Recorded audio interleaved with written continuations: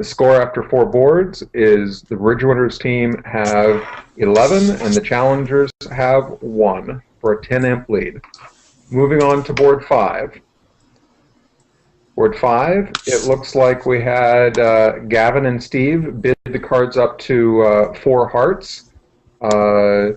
Gavin, let's start with you. Can you tell us about your thoughts on the opening bid, first of all, and the auction in general? I mean, I just kind of felt like opening. I don't. This is probably not an opening bid, but I was nice concentrated values. I had a hand that kind of sucks coming in later if the opponents bid like a spade past 2 spades or something, and I figured couldn't really hurt me. I mean, of course it could hurt me. Partner could force the game, and we could end up in game with no substance at all. But my rebid was easy, so if it's a part square hand, I'm not too worried, and I just felt like opening. It wasn't more to it. It's not like I feel strongly that it's an opening bid or something. Okay. And Steve, what options did you have in terms of showing this hand? Well, let's start with the opening bid. I think that was rather aggressive. It's youthful exuberance, I guess. But Gavin's not even that young anymore, so I don't know. Okay, get to my choices. I could have made a mini splinter, which we play as 9 plus 12. Or I could make a full splinter, which is 13 to 16. And the problem with the mini splinter is I feel like my hand's too good with the diamond void. And the problem with the full splinter is that it's when you bid 4 diamonds, when you open 1 heart, it takes up all the space, and I really hate that unless you have a very descriptive hand for it. So I think that you should have 13 to 15 high card points and a stiff diamond when you make that 1 under splinter exactly, since your partner has no room to investigate. So since I didn't want to make a mini splinter, couldn't make a full splinter, my choices were to either bid 2 clubs game forcing or to bid Jacoby 2-no trump, and I decided to go with Jacoby 2-no trump. Okay. And do you guys play standard Jacoby, or what's 3 clubs here? Yeah, I just showed my shortness in clubs. We just played it like good old-fashioned Jacoby 2-no. Yeah. So Okay. he had short clubs, which certainly wasn't so great for my hand, but figured I would bid 3 diamonds, and I still have possible slam stuff, and we hadn't discussed anything at this point, so I assumed 3 diamonds was some sort of cue bid. Okay. Yeah, when they doubled for the lead, I figured I didn't really know. I assumed redouble was just first round control and diamonds. I didn't think that when we had a 9-card hard fit that we'd be stopping to redouble them in 3 diamonds. Yeah, I agree. I assumed Gavin had first round control. And my hand seems like it was getting worse and worse, but I could bid 3 hearts, which really doesn't get me in trouble because we have serious and not serious and all sorts of different ways to stay out of slam. So I didn't want to just jump to 4 hearts because we could still have a cold slam. So I figured I'd bid 3 hearts and see how things go. And I think Gavin was happy to get out of the auction at this point. I was like, okay, I showed my short clubs, I showed my 5 hearts, I showed my ace of diamonds, I showed an opening hand. I have no more. I don't have another ounce of I could not find a bid at all. Yeah, so I was pretty happy with 4 hearts. No imagination, Gavin. I mean, I'm also happy. Yeah, but I'm also happy that because, like Steve said, we have a lot of methods of serious 3-no trauma. I could make a non-serious slam try. I could make a serious slam try. My 4-heart bid really says I'm done in our system. So I at least now I'm within a queen of my of the hand that I've shown, or a jack even. Okay, and Steve let you off the hook. Okay, let's talk a little bit about the play. So we got the 5 of diamonds open the lead. Go ahead. Yeah, I mean, they let a diamond because of the lead director, and I sometimes when you have like ace 4th opposite a void, you like to ruff first and keep your ace till later. But unfortunately, this was my free finesse. I needed to take it right away. Like I had to pitch a trick one, and no, I felt like that they probably have long diamonds. I mean, they might have doubled 3 diamonds just with like the king or something. But usually when people make lead directing doubles, they have length. So I wasn't thinking that my right hand opponent had too many high card points outside of diamonds because they didn't overcall 3 diamonds, and they're non-vulnerable against vulnerable. So I didn't think that I thought it was likely that at least one of the black aces was on my left. But what I wanted to do right away was I wanted to take my my 2 diamond pitches of spades. So that way, when it comes down to guessing spades, that I actually have some flexibility. And I didn't want to be in the position where I take a losing spade finesse and then they can go spade and a spade ruff, and I could just lose 2 spades and a ruff and the ace of clubs for down 1. So that was why my urgency to get rid of a couple of dummy spades was not as much because I was sure I was going to play diamond spade to the king, but it was more because I wanted to protect against the ruff. And now it looked to me like if I wanted to ruff my losers from my hand in dummy, I had a lot to do. I had to ruff 2 diamonds in dummy and a spade, and it was going to be a little awkward. So I definitely wanted to shift right away and to play to set up dummy instead. That looked like a better way to play the hand. So I started by playing a club. And what's weird, I showed a singleton club, but in this spot, I know that East is going to duck with the ace all the time. They're never not, like, there's just no way that they're going to fly ace because he's good enough to know that if he plays the ace in this spot, there's just no way I'm going down. So unless he has ace queen, of course. But so I felt like he easily could have been ducking the ace, but still my hand, it was just going to play so much cleaner if the jack forced the ace of clubs. Like if the queen of clubs was on the side, the hand was going to be really, really easy because now that I know that the queen of clubs is on side, I can safely ruff clubs in my hand low and never worry about being over roughed. So now they came back a spade, which was really helpful. So they played a spade back to the ace and a spade, I believe they continued. And so now I was in the position where I've lost 2 tricks. I could easily have a trump loser, so I really can't afford to lose a club trick. I was pretty confident that the ace of clubs was with East, just because if West had the king jack of diamonds and the ace queen of clubs, they probably wouldn't. Sorry, king jack of diamonds and the ace of clubs. They may have made a lead directing double. I felt like the ace of clubs rated to be with East, but I didn't care. I just wanted to rough out the club suit, so I roughed the club to my hand and played trumps in an unconventional way. Normally when these are your trumps, you play up to the king to maybe finesse the second round, but obviously because I shifted to set up dummy, I no longer had the luxury of playing the heart suit that way. So I played ace of hearts and I for the king. And what was cool about this situation was I actually didn't really care anymore if how clubs broke, because when I play a club from dummy, what's going to happen is they're going to play a club, and even if I rough and they over rough, I'm still going to get to come to dummy and take a roughing finesse in clubs and make the hand. So like at this point in the hand, I knew I was completely cold. So I just roughed the club and roughed the diamond, and roughed the club. The way it played out was kind of cool, because when I roughed the club, now I got to play one of my losers, and he had to choose between either trumping and letting me win the 13th trick or letting me win the 12th trick. I claimed at that point. So yeah. Very nicely played. Yeah. So plus 620 for your well bid and well played auction. Well, well bid, I don't know, but at least the play justified the bidding. Okay. So in the other room, they also found 4 hearts, but having passed the north hand, the auction developed quite a bit differently. Ari and Eugene, would you like to take us through the auction at your table?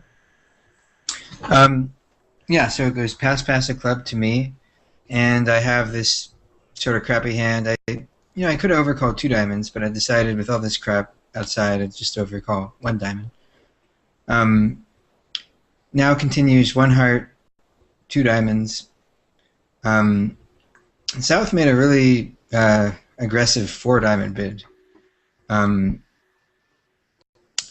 And then, I don't know, to be honest, when I looked at these hands, I would have expected South to have a much stronger hand for that. And North, however, has seen his partners split. North has seen her partners splinters. So, You know, she only put mom in her BBO name to try to make it like a little clear. I just thought it was Mother's Day. You know, I thought she was just Okay. it's a shout out to all the viewers, right? So yeah, I mean, she had seen her partner's four diamonds types of spinners before, so she signed off in four hearts. Very good. Was there any consideration for a non-vulnerable save here? Didn't really on my end. Didn't really cross my mind. Okay.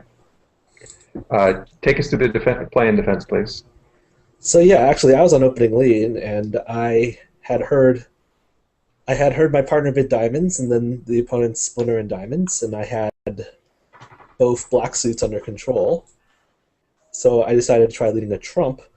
On reflection, I probably should have led the 9 of hearts rather than the 8, because that would help my partner on some of the layouts, because the opponents haven't shown a 5-4 heart fit here.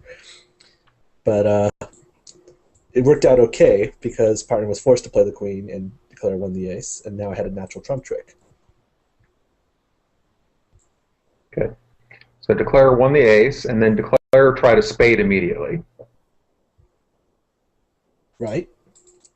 And she misguessed, losing to the queen. So now it just looks like Declare is just booked for 4 losers. Yes, as long as the defense is careful.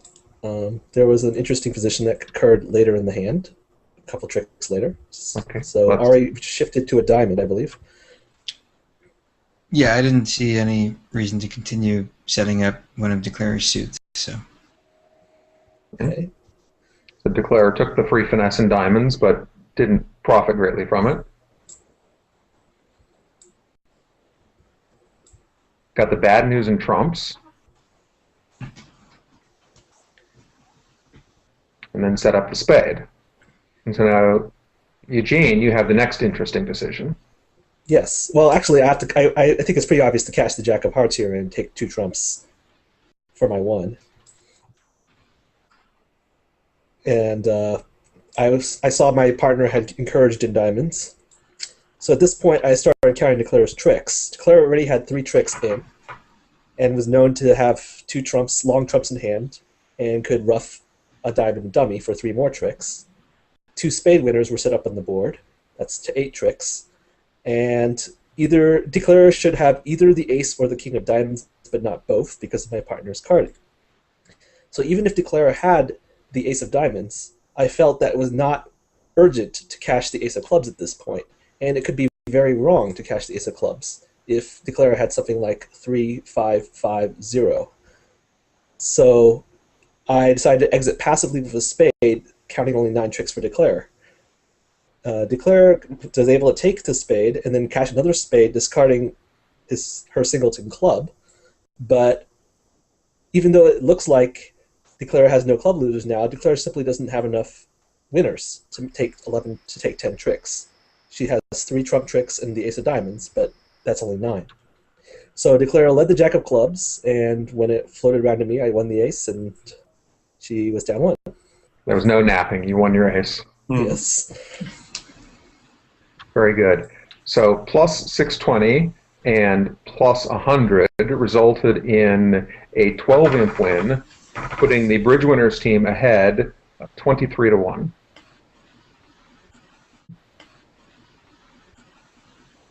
Moving on to board 6.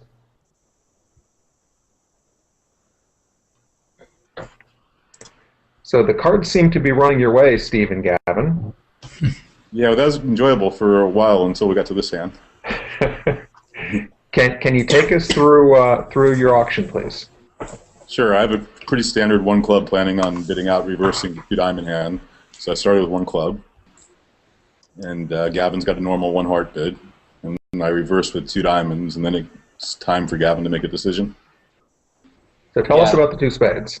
I mean, I have 2 choices basically when I want to raise diamonds. I could bid 3 diamonds directly, which forces game, or I could bid 2 spades. We play that the 4th suit, if it's at the 2 level, slows down the auction. Says I want to sign off somewhere, and if it isn't at the 2 level, then we would use, like if it's an auction, let's say a club, a spade, 2 hearts, where there's no fourth suit at the 2 level, then we would use 2 no trump as the slowdown bid. But so we play 2 spades.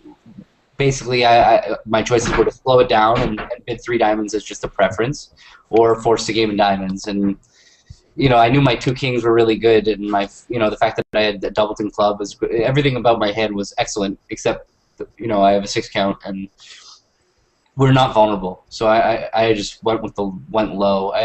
But I definitely recognized the value of my hand at the time when I did it, and was sure that it was entirely possible that we were going to miss a game because I took that action. Okay. And Steve, did you have any thoughts about the choice? I really don't like the choice. I mean, he has, with the king of clubs and the king of diamonds and 4 diamonds, you give me a hand like ace and 1, singleton, ace queen 4th, ace queen 6th, or throw in a jack of clubs and you're on 3-2 trumps for a slam, and it's just so likely that you have a game when you have 2 crucial kings for your partner. So I think Gavin I think he allowed the not vulnerable to make him go way too low up with 2 working kings and a 4-card trump support. I mean, I can definitely hear that point. Like, I certainly, in retrospect, and even hearing the hand that you said, that it's clearly there are a ton of hands that I'm going to miss game by going this way. And one thing I thought about afterwards was that maybe there might be some middle ground of bidding 2 spades and jumping to 4 diamonds. It's not like 3 no trump is ever really going to be better than 5 diamonds. So if I wanted to go low, that might be a way that I could go low. The other interesting thing about reversing, which is a really complicated subject, and how to handle reverses and getting out and stuff is with Bobby. I would play that if you bid the 4th suit, if you raise to 3 diamonds, it means you're only interested in game and you don't have slam aspirations. And 4th suit shows slam interest in one of the minors. Gavin and I do not have this understanding. So with Gavin raising to 3 diamonds, his concern was that I would play him for a better hand also. But if you have the understanding of you can make the slam try right away versus the game only bid, it's certainly a lot easier. Interesting. And tell us about the play, please. The only thing interesting about the play was that about trick 4 I was thinking, and Gavin made a really funny comment on DBO saying, I'm sure this really is worth the extra 2 minutes of you thinking, and I just played it out. So that was the funniest thing about the play. Okay, so I'll go ahead and flip through the play rather quickly here then, online. I did the comment I was admiring our bidding. It was taking, I was adjusting. So you cashed only 2 trumps before testing the clubs. And then you finished the trumps. Yeah, and he must have a very good explanation for why he did it, because he really thought about it for a long time. So let's hear exactly why. I think we could just go through the play. I think that it was all pretty normal. Okay, I'm going to go through the play. And you claimed after the spade finish 1. All right. Plus 170 the hard way. So in the other room, it appeared that the auction was much less clear because of the interference. And I think there's some very interesting discussion about, given the system that you two were playing, where 2 spades was a weak relay, if you're playing that, would that system be on in this interference situation? So, Ari or Eugene, would you give us your thoughts on the challengers auction and the implications of the 1 spade bid? So one thing to be aware of is the challengers did not play support doubles. It didn't affect this hand, but it affects a later hand in the match. I think 2 diamonds is a same type of reverse, same values as it would be without interference. But my general principle would be that when the opponents have bid a suit, all of our conventional bids are off, and the Q bid becomes game forcing, and any other bid becomes non-forcing. That would be my, without discussion, that's how I would interpret. So you would play that 3 diamonds here was non-forcing over 2 diamonds, and the 2 spades would be the game force. Right. You play what? You play three. You play three. The raise is non-forcing R. Is that what you said? Well, that's what I would think would apply once they interfere. You know, our systems are off. So now we go back to, you know, qubit is forcing, and you know, bidding something else is non-forcing. That's what I would think. I don't know if Eugene. I would just think system on personally, but Eugene, how would you have taken it? I would have taken it the way you took it, Ari. So because that was our general agreement. Okay, well, as usual, the most important thing is that you have an agreement. Okay, so having reached 5 diamonds, Ari, you're on opening lead and chose the Jack of Spades. Is there anything interesting to the play or defense on this hand? Not really. I mean, I had to decide whether to play the King of Spades at check one or not, but I didn't think Ari was underleading the ace here, and I also didn't. I was a little confused why Declare didn't bid 3-no or something with Ace Queen of Spades, so I just put up the king, and I just see he has no spade losers at this point. So we'll just go fairly quickly through Declare's play here. So Declare plays ace of trumps, trump to the king, spade to the queen, ruff a spade, leaving the trump outstanding, then plays a trump, and now plays on clubs, and is ready to claim when the jack drops, making the same 12 tricks as in the other room, but winning 6 imps in the process, and closing the gap by from 23 to 7. 23 to 17? Oh, yeah, so sorry, 23 to 7. 7, right? Yes. Okay. Any thoughts on whether North-South ought to have found the diamond slam given the 1 spade overcall? I mean, it's still pretty iffy. It's certainly South's hand is great, but they're probably in uncharted waters about what the bids mean with interference, and North is not going to cooperate at all. So it's pretty hard. Okay.